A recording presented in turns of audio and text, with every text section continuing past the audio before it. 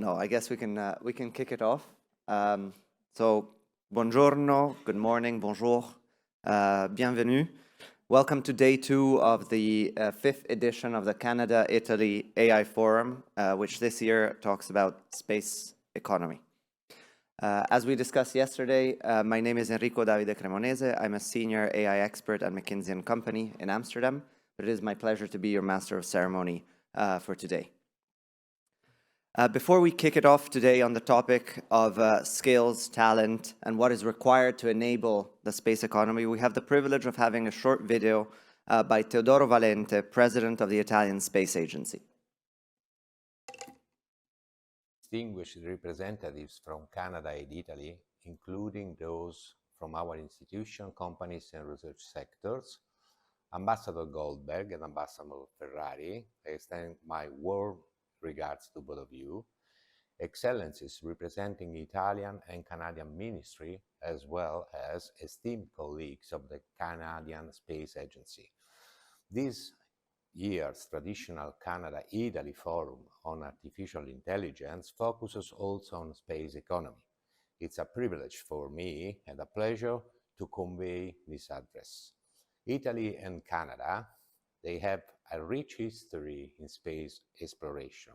We were among the first countries to send satellites into space after the United States and former Soviet Union in the early 60s. We were pioneers at the dawn of the space age, and today we continue to push the boundaries of space exploration. As the president of the Italian Space Agency, I would like to highlight the long-standing and productive collaboration between Italy and Canada in the field of space, particularly between the Italian Space Agency and the Canadian Space Agency.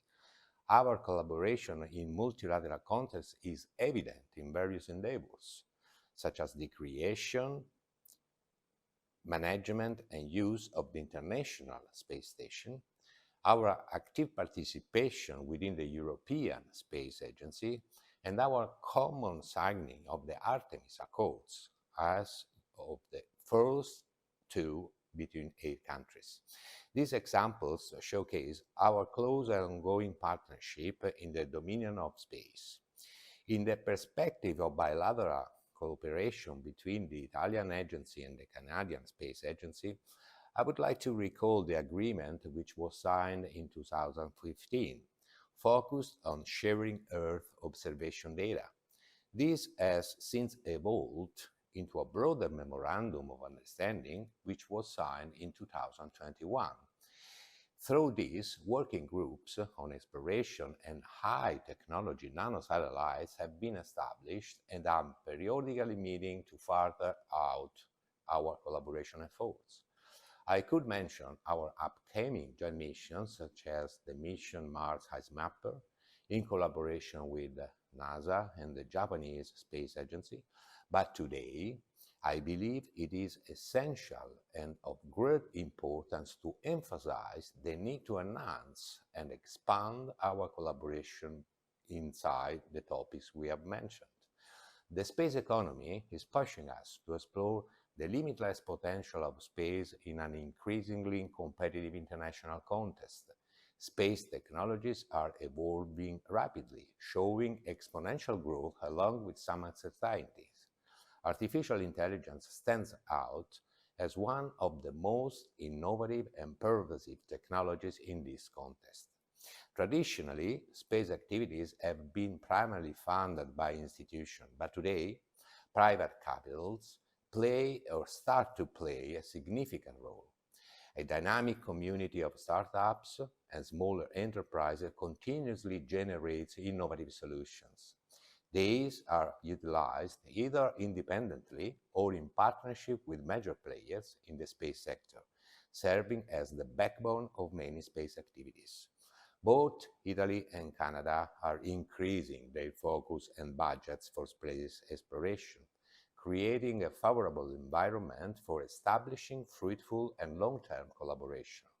We are recognized to have exceptional expertise in specific space sectors, thus providing a strong foundation for building significant and enduring partnership. In conclusion, I extend my best wishes for a highly productive and fruitful meeting. Thank you very much.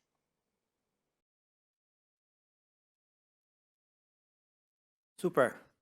Maybe just a little bit off script, but to give us an overview of how the day is going to go. 5 main sessions today. The first one that we will kick off imminently on talent skills as boosters for the aerospace economy. Followed by that, we will talk about the ever-important financing and co-funding accelerator mechanisms that exist.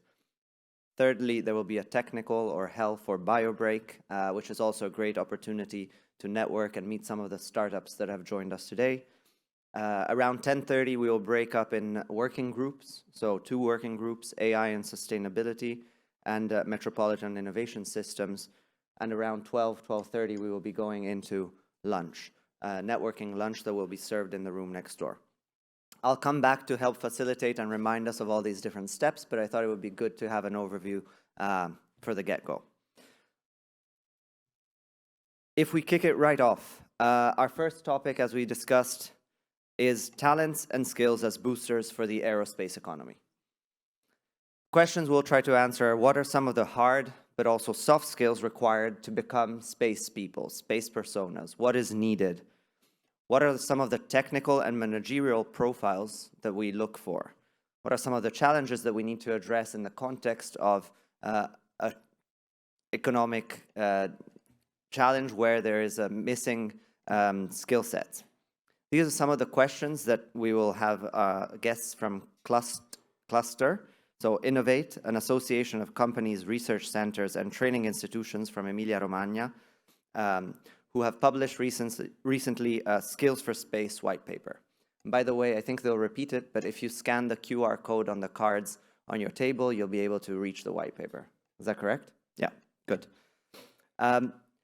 Clust-ER is actively searching for collaborators to share experiences and exchange best practices. So we'll have 3 speakers from the region on stage with us today. I'll invite you to join me here. First and foremost, we'll have Paola Salomoni, Regional Minister for Education, University, Research, and Digital Agenda for Emilia-Romagna. If you could please join us. We'll also have Filippo Bosi, Vicepresident at Clust-ER Innovate and CEO of Imola Informatica. And last but not least in any way, Elisabetta Bracci, Manager at Clust-ER Innovate.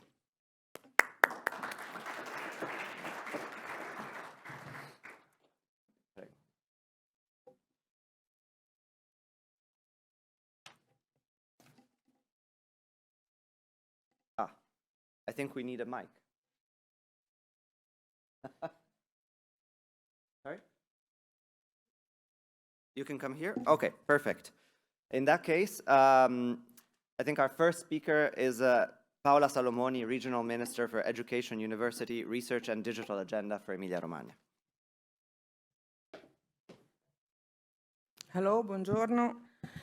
We are now presenting a work done in the last few months, and my job here is to try to give the framework that drive our work, starting from the idea that knowledge and competencies in this area are fundamental to develop a strong and competitive system, and to address all the challenges that the aerospace economy and technological area require, we need professionals with complex roles, with basically a high level of education, like a university degree, an engineering expertise, but also skills for managing complex processes and projects. We also look to the advanced training institution of our area, like the ITS academies that are not universities but work more or less on the same age of student with a more professional focus than universities. We have mapped all the existing educational pathways in our region, and we take a look also to the rest of the northern Italy, in order to have a map of professionals that can support the aerospace economy of our area. And we discovered that we have a training pipeline that covers the needs of a wide range of students from 14 to 30 years old, starting from a secondary school, that is the Baracca Aeronautical Technical Institute of Forlì, and to continue through bachelor's degree, master degrees, doctorate, and a master program dedicated to space missions and satellite data analysis at the University of Bologna. So we can think that we are working on students from a very early age to drive them to complete a pathway in studying to arriving to the PhD program. There are also other many opportunities more related to the professionals areas, like certifications about maintenance, air traffic control, pilot training, and there are really many options that people after me will try to introduce. We think that the systems, our system in terms of care and completeness has no equal in Italy, and this can facilitate the industrial projects in our area and the development of demonstrators and spin-off and startups. There is a challenge in the challenge, as we said yesterday, and the training young people and motivating young people to study in this area is surely a key factor to empower really our aerospace economy. And so I think that the white paper that we are going to present try to find a feasible way to start considering this challenge as critical and try to solve this part of the problem that is surely an important one for us. Thank you.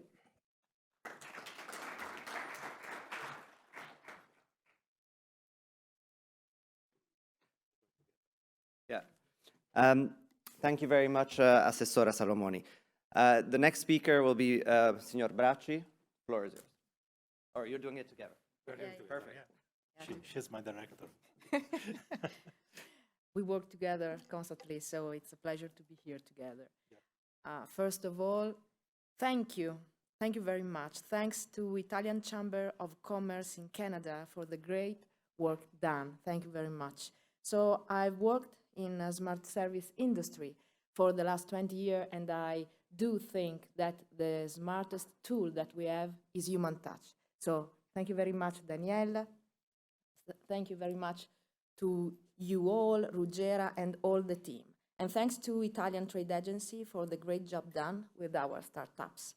And thank you to my colleagues from Emilia-Romagna region, to Paola and to Arthur for making such a valuable bridge between our countries. But most of all, thank you all for your attention. So since the white paper is 43 pages long, thank you for your attention. And how long do we want to take? A couple of hours? Yeah, more or less.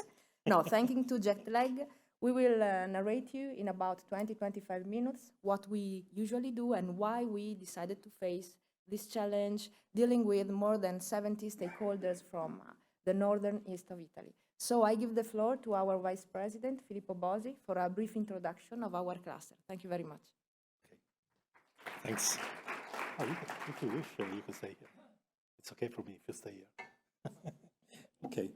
Just, this is for the slides, I suppose.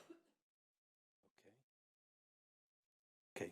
I'll try to be as brief as possible, just a few words or keywords, just to let you imagine who we are, okay? So basically, we are catalysts for innovation in our region because the Clust-ER Innovate is, like Elisabetta always says, an enabler of the enablers. I mean, we work on digital transformation, and we try to be catalyst of digital transformation for our research institutes, companies, education institutions, universities, all together bringing innovation to our ecosystem, okay?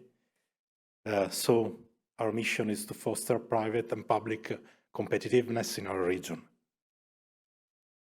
The cluster has a role of aggregator in our region and carries out a series of activities and services and initiatives to our members. And we don't have any revenue coming from our members. We have to sustain ourselves, of course, thanks even to the financing of our region. And our purpose is to be a booster for our territory.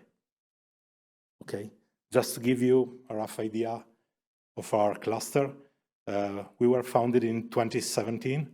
Now we are 106 members, and we are growing.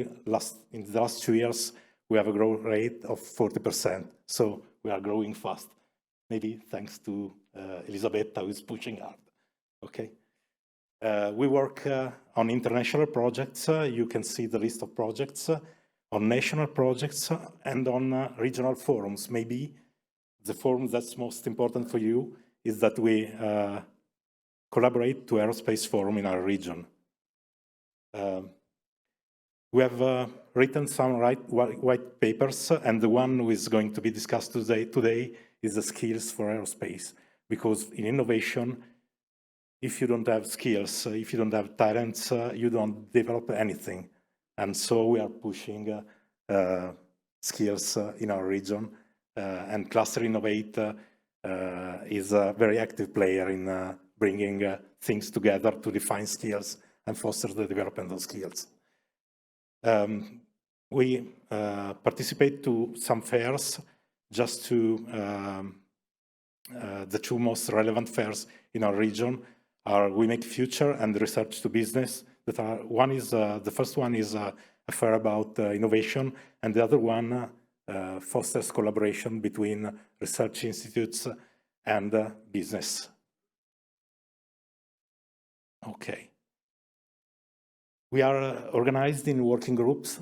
The working group that is heading this mission is the Aerospace Downstream Working Group that works on some topics that are critical or strategic for our region, that is crisis management, migration flows, agri-food, and defense.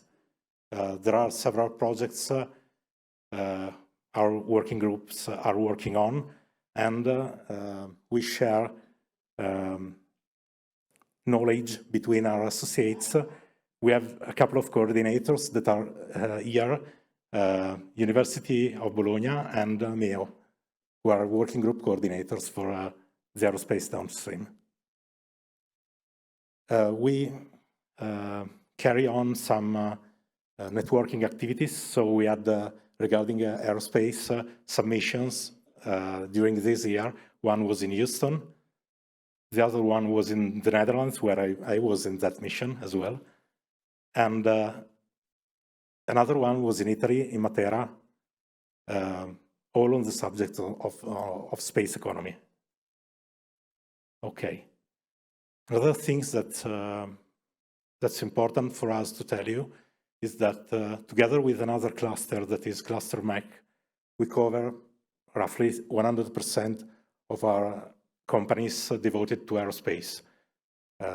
So we are working together with Cluster MEC in order to be a more effective booster, because space economy on the downstream needs the capability to innovate on services, but on the upstream needs capabilities coming from mechanical engineering, mechatronics, material development, and so on. So the two clusters together give a very effective boost to our regional value flow for aerospace. Okay. We are here with a strong delegation. You can find together with the white paper, if you click on the QR code, even the definition, the company profile of all the companies that are listed here. Okay, I think that's it.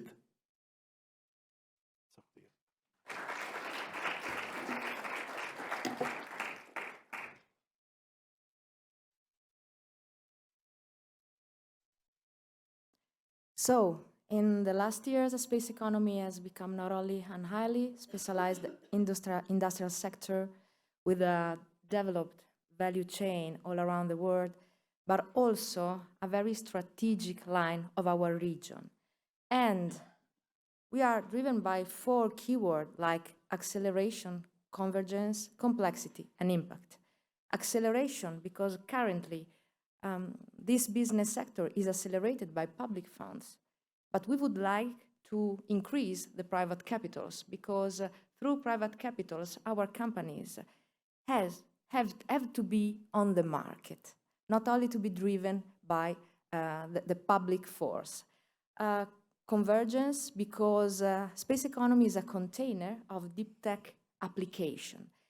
Complexity will be our keyword through all these presentation, because we need to recombine different innovations with different application areas.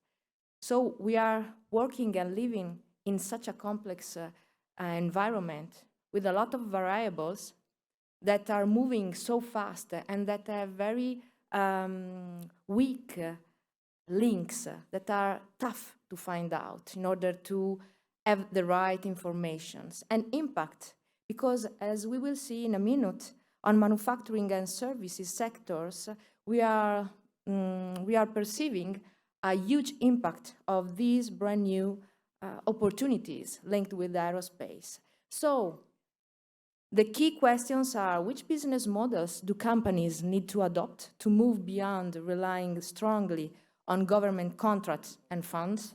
And then which skills are needed to develop these competitive models? And I think that we should think about the monkeys and the jumps. So relatedness is linked with the development by proximity. So let's think about monkeys. So if a monkey wants to run very fast and to move from the A point to the B point with effectiveness, how do it moves? Perhaps it will jump from a tree to another and from a tree to another. If the trees are too far away each other, so the monkey needs to go down, walk on the floor, on the ground floor, and then to climb up again. When you need to do something like this, you have 2 huge problems. The first one, you are losing time. The second one, there are predators. And when we speak about innovation, we move like the monkeys jumping from a tree to another, and this is relatedness. So we do not need to invent anything from scratch, but to grow through proximity. Relatedness, complexity, local growth, these 3 concepts are strongly linked. Economic growth is not limited solely by how much regions invest in innovation. Equally important is to make sure that investment is directed toward technologies that are related to a region's existing knowledge capabilities. It seems easy to say, okay, it's normal, but it's not so common. You can find, even online, some studies, for example, one by Davis and Murray on New Zealand, and another one on Rigby, made by Rigby and Lee on Chinese ecosystem. And you can see that according to how is the forest designed and how trained are the monkey, the same will to improving can have 2 totally different results. And technological development in related domains increase the prospect of a successful innovation.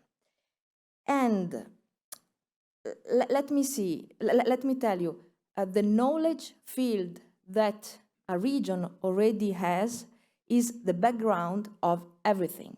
That's why if the forest, that is what our government, what our region help us to have, and the monkeys that are our companies, are two factors strongly linked.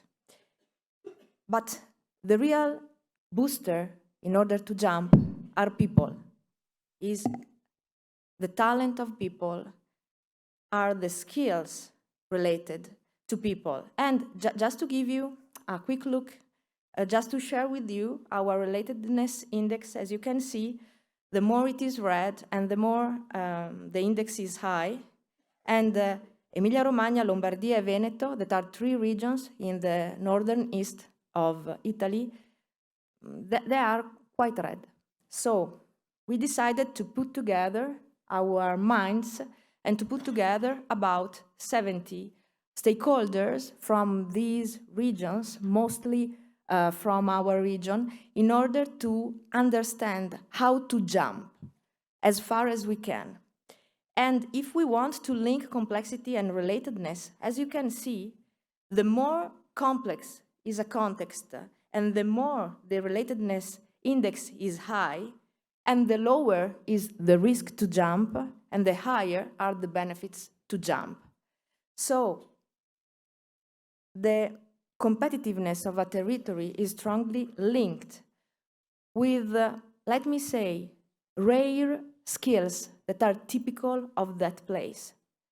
So in some parts of Italy, we have great skills in making rice, but we are not Japanese and we are not champions for sake that comes from rice. But some people used to make wine and beer are starting to make sake.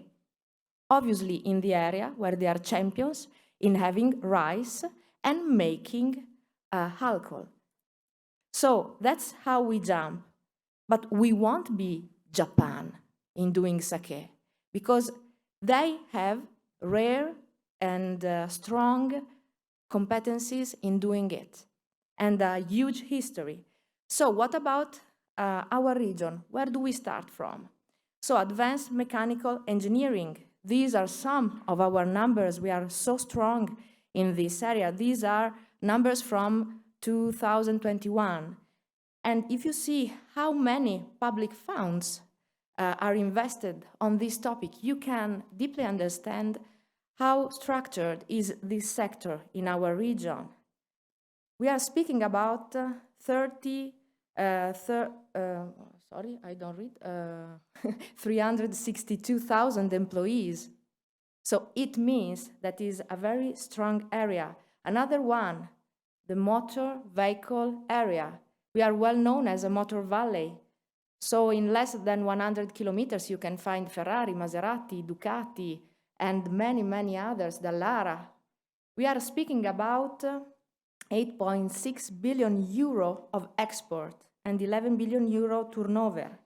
And about packaging, we are strong in this.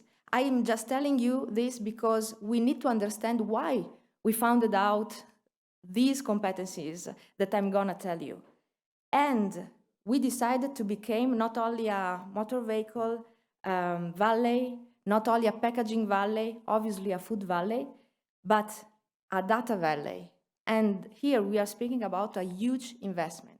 We already have lots of ICT companies and great public and private research center. But on the other hand, we needed to become the data valley. So how to manage this challenge? And so now we are hosting the 4th supercomputer in the world, led by Cineca, and this is attracting many, many other stakeholders like ACMWF, the Medium Range Weather Forecast Institute from Europe, and many others that you can see here. Here with us we have IFAB and many colleagues from the other names you can see, and these are stakeholders. So, Skills for Space, as I told you, started with an event and then became a pathway. So we need to make an identity kit of space personas, but how to find out the information? So we started facilitating the meetings with the survey, workshops, interviews. We created some canvas made for this job, and then we asked about pain, impact, and action. So we asked our companies, so which are the pain? Where would you like to improve, and why you feel uncomfortable in this sector? And they told us that people shortage that is linked with the skills and specialization and also orientation is the main issue. And then the onboarding process is very tough. And sometimes these kind of companies are like nurseries for majors. And so the more the onboarding process is tough and expensive, and the more the nursery is working for someone else that is leader in a specific market. And about the impact, so we asked them, I see that our graphical is changing, but sorry. So how it impacts on your business? And the main impact is new business opportunity, competitiveness, scale up.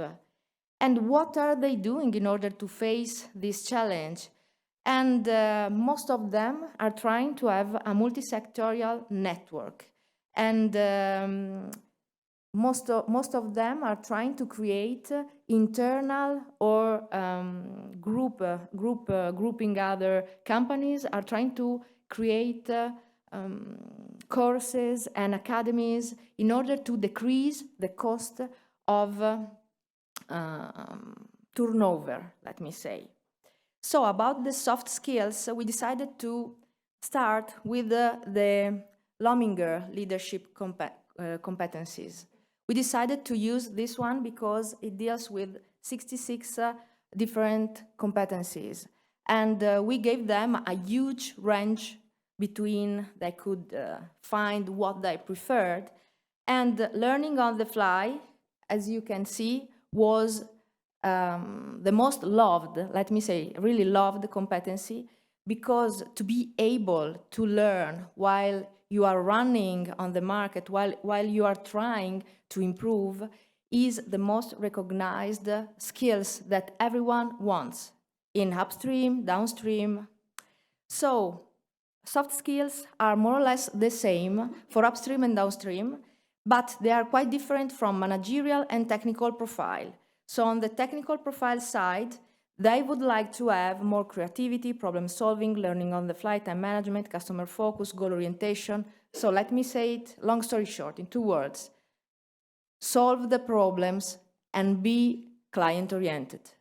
On the managerial profile, they want people able to deal with the performance management and the motivation, with a strong capacity of managerial courage.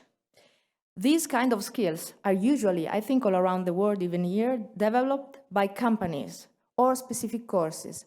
But high school or university usually don't work on these skills. But these should be skills such as math, physics, or anyone else that we are studying since our high school. About the hard skills, in order to deeply understand them, on one side, we need to think about the relatedness, and on the other, about the enabling technologies that all these innovators and companies would like to improve in their companies.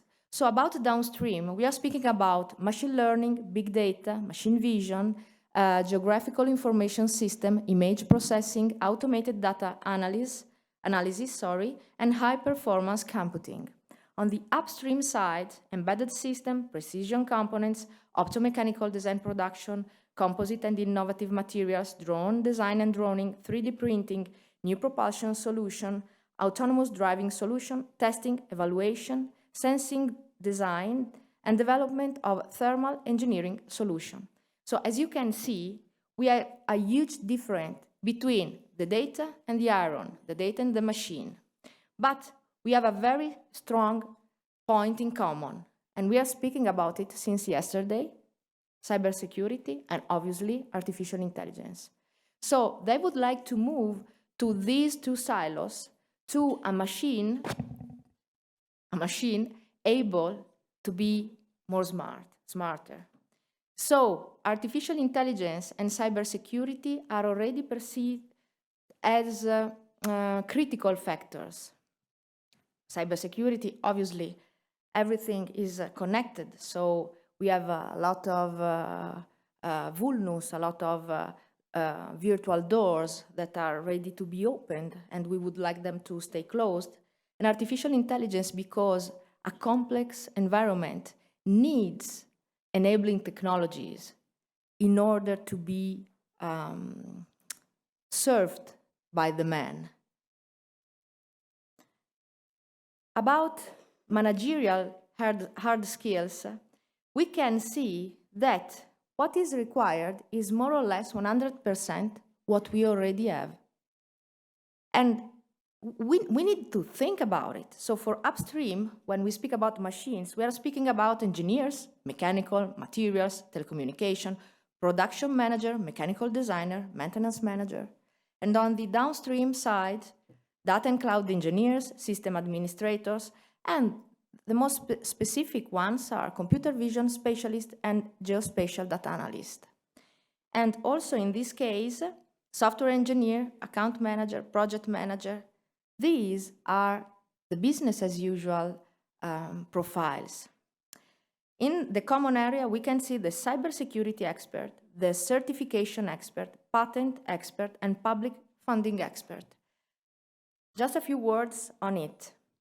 If we look to this slide, and also to the next one that is that concerns about the technical level of skills, we can see in just one moment that we do not need only young people from all over Italy or from all over the world. We can upskill adults. And it's a huge point, because usually when we think about talents, we are thinking about just a small group of people. And perhaps they are even younger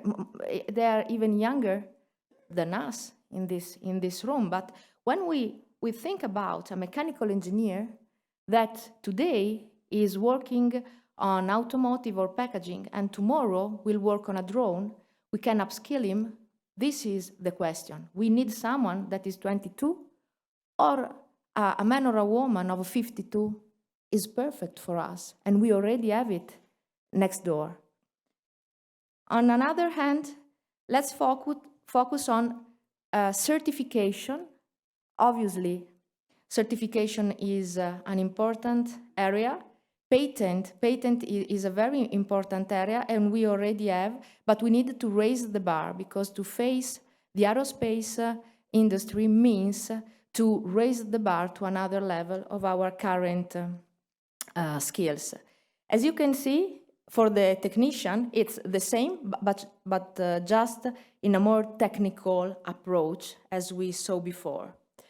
So, just before to give the floor to our regional ministry, Paola, I just would like to invite you to read our white paper. So it's made by 3 sections, and in the third one, you can read also some interviews that we made to some very, very important stakeholders of the territory.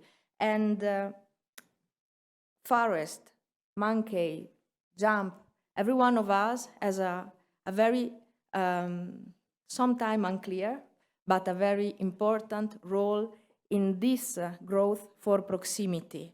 And a very strong link with our region is the key, because on one side, we listen to the companies and to the needs, and on the other, we can put in place the right policies. So we would like to extend this work with you, and to make it more international, we can share with you our Canva, our approach, supporting you for the facilitation or to interview you. So please contact us, and it will be our pleasure to make this job more international and to exchange best practices. Thank you very much.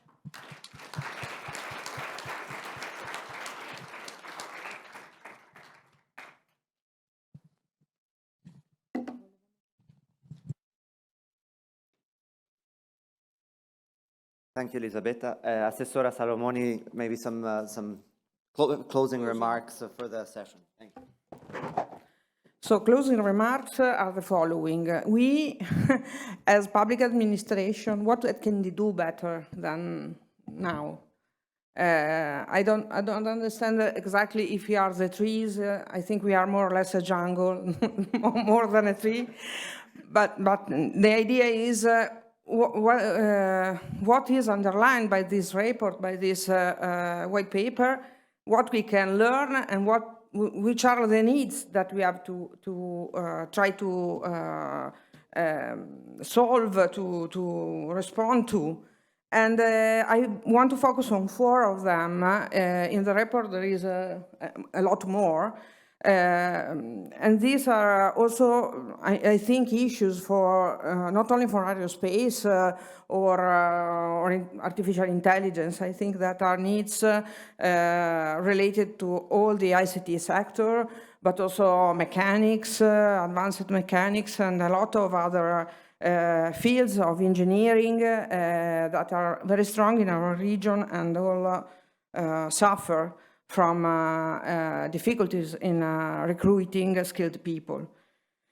So first of all, we have to harmonize educational pathways, and right now we think they are very specialized on specific technologies, and we need to try to create and recognize and certify both formal and informal training and help to develop complex skills that are needed by companies. And this is a problem not only for aerospace. And the second one is try to guide skill diversification toward business models, focusing basically on a collaboration between companies, research, and the education services of our region. And this is again a problem not only for aerospace. There is a lack of attractiveness generally in Europe, I think. I'm not aware about Canada, of new talents. And there is a strong need of increased attractiveness of our region, making more strong the existing programs, but also creating new study and trying to promote the educational service of our universities and our ITS academies.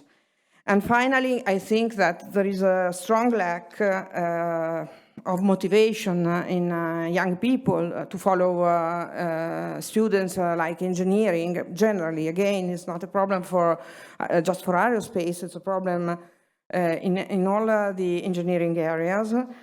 And inside this lack of motivation, there is for sure a gender equality issue that have to be solved to try to recruit this half of the population that is so far away from these topics.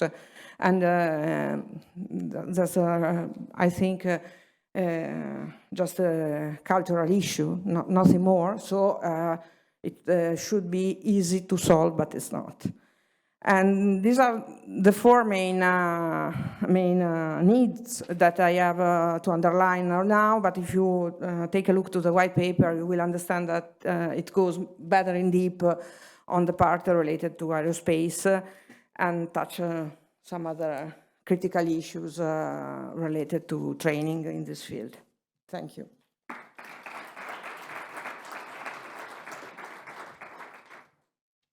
Thank you very much to all our 3 panelists. I think because this is such a critical topic, I will take the liberty to sort of give us maybe 10 minutes to actually have a conversation around what is happening in Canada. I see representatives in the room from HEC, CAMAC, Aero Montréal.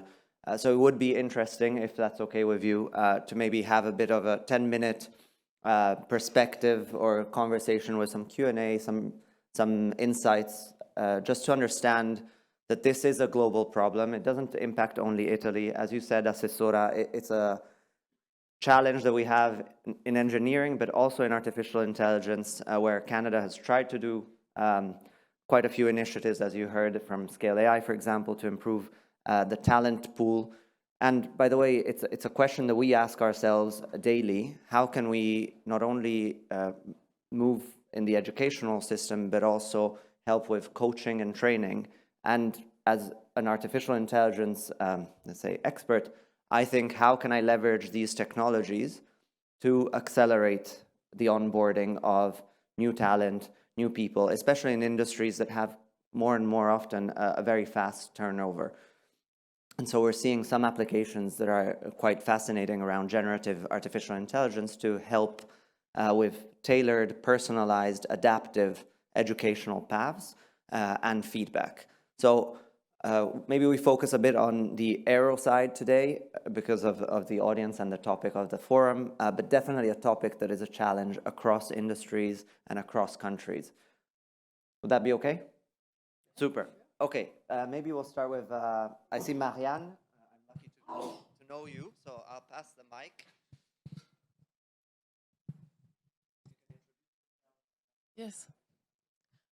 Okay, hi.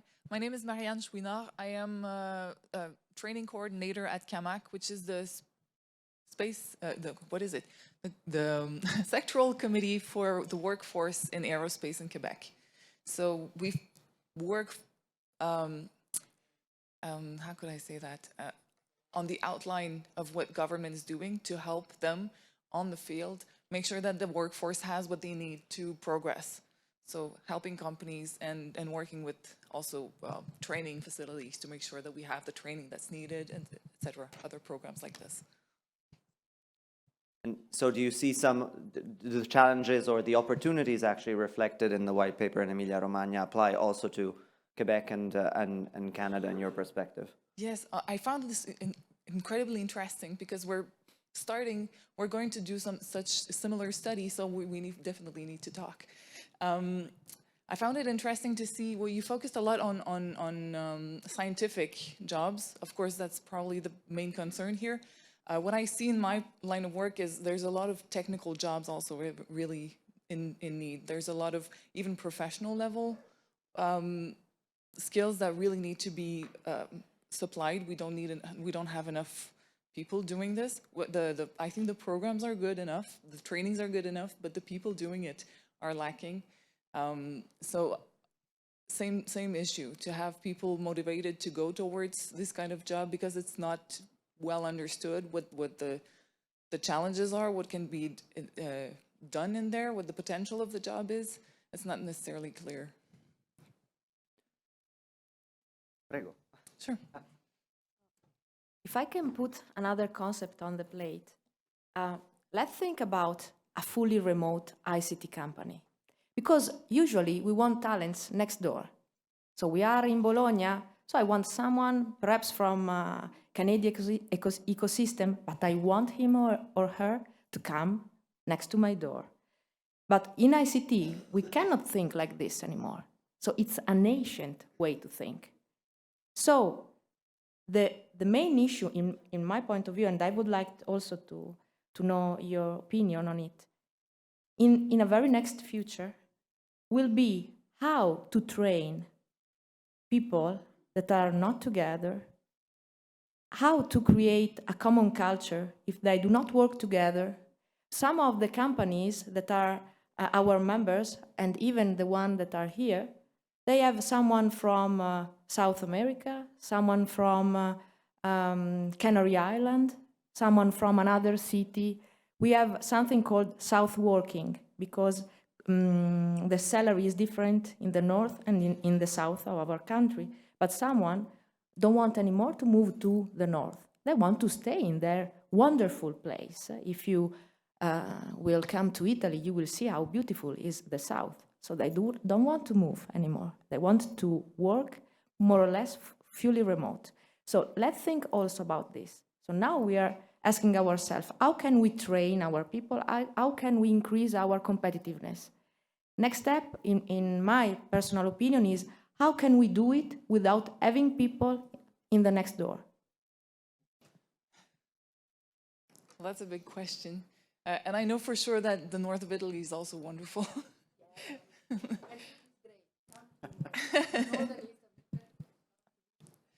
Having been a teacher in the past life, I know that the biggest skill that I tried to develop in my students was to learn. That's not the thing that you're learning that is most important, is the learning skill itself.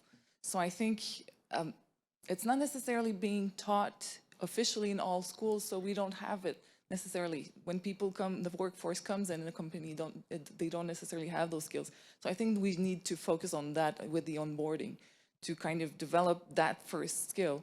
Then the rest will fall in place quite easily, I think. Something to say. We almost are 90% engineers, but we tend to forget the human side of things. I mean, the white paper deals with soft skills. Usually, if you put a bunch of engineers together, they start fighting. What is the best technology? Mine, not mine. And you end up with losing one aspect or other aspects that are very important for being effective in creating new things that are collaboration and engagement. I think that it's not a matter of skilling a remote worker. It's a matter of keeping him engaged. So we have to think about learning on the fly or managing conflicts. The huge list of soft skills that have to be developed usually are forgotten in developing capabilities, because we usually tend to think about technical capabilities. So I found out as a CEO of an engineering company that this work is very impressive because it has put a lot of stress on the soft skills development. Okay, that's it.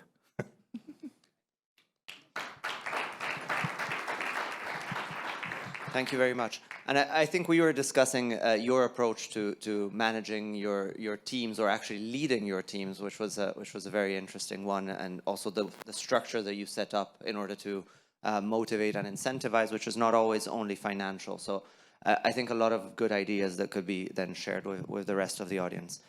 I'm wondering if there's anyone else who would like to have, we have another 5 minutes, but I really like this dynamic of conversation, so let's keep it going. Good morning, Konstantinos Korsaris, originally from just across the pond, Greece, full professor in information technologies at HEC Montreal, co-director of Tech3 Lab, which is centered on user experience research. And we have a number of collaborations with aviation and aerospace players here in Montreal, some of them in the room. A question to the panel or others in the room. I was really looking forward to this session this morning, and of course the rest of the event, to hear and meet perhaps and learn from, you mentioned the word best practices. So what has happened in your region, Emilia-Romagna, or elsewhere that you know of, that has facilitated the generation of a talent pipeline for the aerospace sector in your region, from the perspective of what the universities can do? I'm director for the graduate program in user experience. We train our students in both some of the relevant technical, scientific expertise, but also the management, the soft skills that you just spoke to. But can you give an example or examples of things that have helped generate the future skills that you have just described, that are described in the white paper, and place them in the sector? And maybe others in the room, if not specifically from the panel, maybe others in the room who came from Italy and could share their experiences.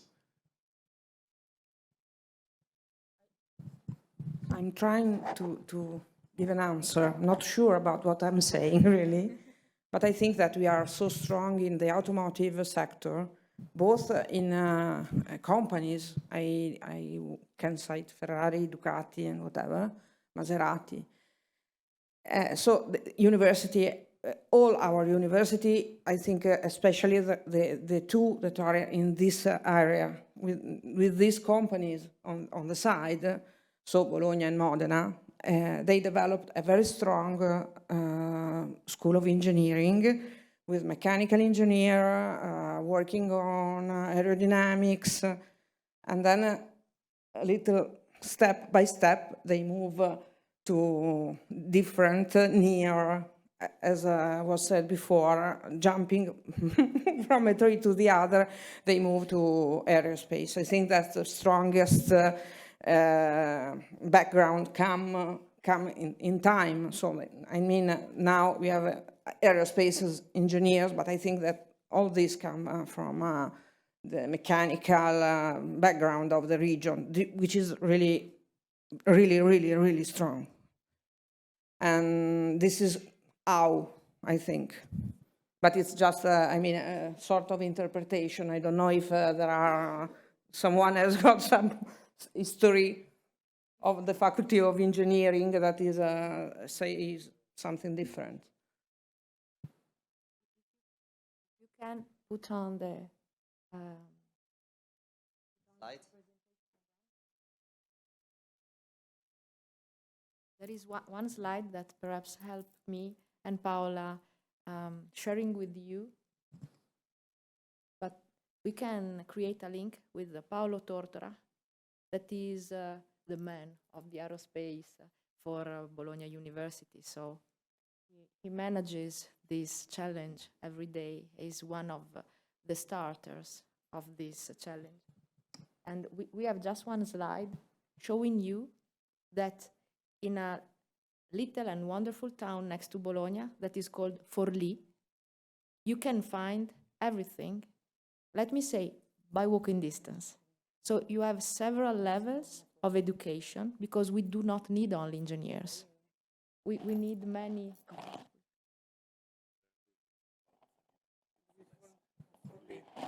Forlì is beautiful. Every time we speak about Italy, it must be beautiful. So, no, you can see all the levels of education that are quite next, and university is not alone putting on the market engineers.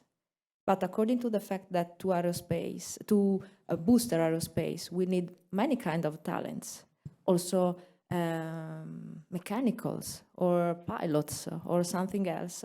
They decided to put in place a kind of center of education that, as Paola told before, is unique.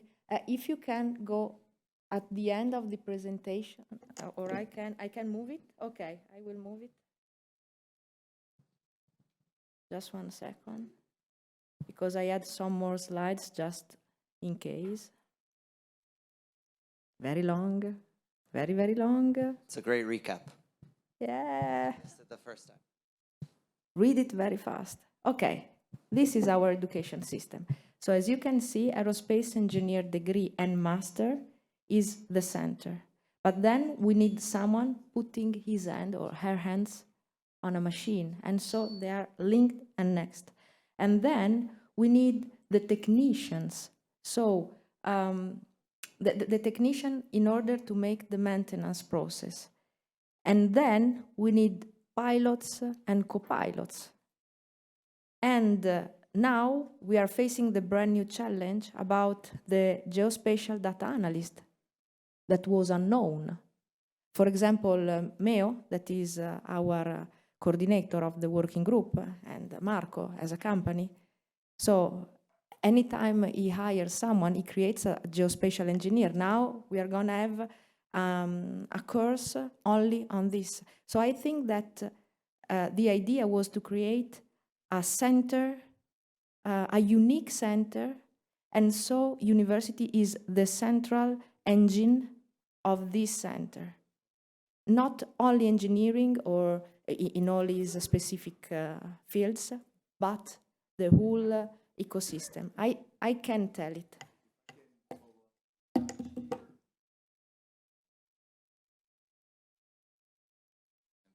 Engineering-related jobs. As a former aerospace engineering graduate, I thought of these companies in the sector immediately. But someone who graduates from marketing, from human resources, from accounting, do not immediately think of some of the players in the aerospace and aviation sector. And that is a challenge, how they can make their companies, this sector, more appealing for the non-engineering jobs. That's the current challenge that I'm working and having discussions with the partners in Montreal, at least. And that's where the kind of insight, maybe others in the room or yourselves, we can discuss later. Thank you. Thank you very much. If you have maybe one last remark, because we do have somebody who's joining us virtually that we need to bring on the stage as well, but the conversation is so fascinating that it may warrant like a short response if you'd like. Otherwise, we can take it during the coffee break.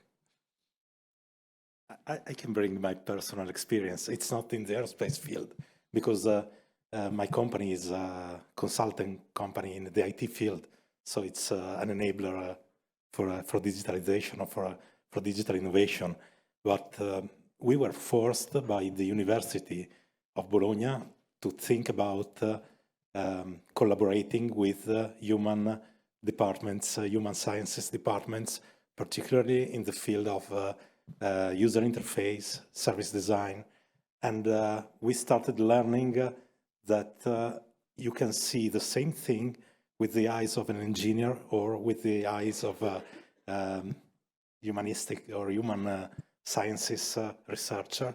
And by summing the two experiences, you get more than the sum of each.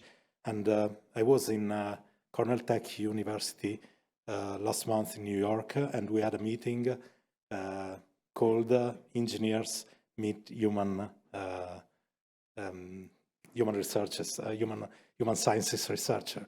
I don't know the English for that because it was in Italian. It was a part of a collaboration between Italy and the Cornell Tech. And it was very interesting to see the other side of AI, because I thought that working on AI was just optimizing the algorithm, but there's another side that you start having systems that conversate with people, and they establish a relationship, and so they change people.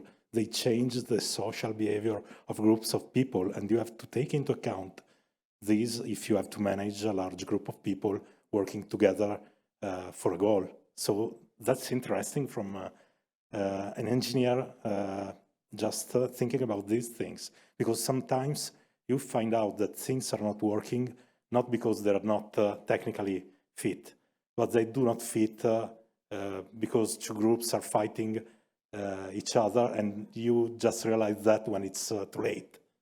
So that's another suggestion. Just 5 seconds answer, because now I understood your question. We want to start making it more sexy during orientation. That's what we are gonna do, because otherwise everyone is not doesn't pay attention to that sector, and families do not tell to their children, wow, became an aerospace personas. So we want to start from orientation, now that I have understood your question. Oh, this was perfect. And I am sorry to interrupt such a vivid discussion, but I'm sure there will be opportunities to stay in touch, talk during the coffee breaks at lunchtime and then beyond. So please help me in thanking the great panel that we've had from Emilia-Romagna, Assessora Salomoni, Elisabetta, Bracci, and Mr. Bosi. Thank you very much.